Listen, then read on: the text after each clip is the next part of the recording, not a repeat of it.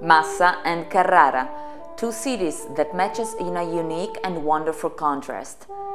Just like their territory, where the Apuane Mountains are only a few kilometers far from the sea. Massa is overlooked by the Rocca, where is the castle of the Malaspina family that governed the region for centuries. The Piazza degli Aranci, surrounded by orange trees, is quite modern. Elisa Bonaparte, Napoleon's sister, enlarged the square in early 19th century. The Palazzo Ducale, downtown residence of the Malaspina family, is still beautiful like in former days in 16th century. It's called the Red Palace because of the color of the wall that show up against the white of the marble. The city of Carrara is overall the world capital of the marble since Roman times. The quarries of the white gold are situated in the Apuane Alps like a white mantle over the city. The Marble Road is a very interesting path into a human work that is certainly an industry, but still made with an ancient perspective. The Imperial Rome is all built with Carrara marble. The quarries were always and still are active, except during the High Middle Age. There are more than one marble laboratory in Carrara. Nicoli, for instance, is worldwide known, and their customers are or have been artists like Arturo Martini, Fausto Melotti, César or Louise Bourgeois, among others.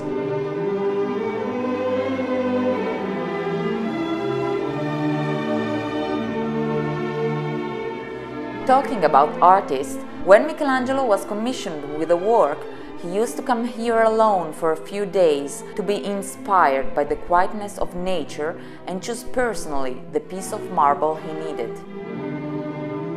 The extraction of the marble and its transportation has always been a very delicate and dangerous operation. There was no mechanization until well into this century, and most of the work was performed by the men in the lizzatura.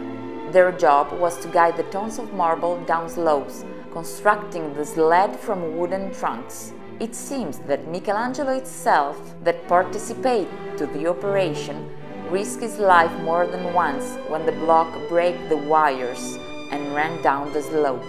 Nowadays, every first Sunday of August, it's possible to watch a reenactment of the lizzatura, done by the last lizzatori living and their heirs. In the Apuane Park, there is another place that reunites quality and tradition worldwide known, the village of Colonnata. The lard of Colonnata was what marble diggers used to eat, and is now one of the most delicious and precious products of Italian gastronomy.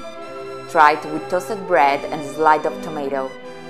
In the main piazza of Colonnata, the Trattoria da Mafalda is an ancient and perfect place for a break. Among others cuisine must of the territory, don't miss the taglierini nei fagioli and the rice cake. In the upper part of the province of Massa-Carrara, there is another territory must see, the Lunigiana, a region plenty of Romanesque churches calling mysticism, where you will find the steps of the Via Francigena, the ancient pilgrim route across Europe.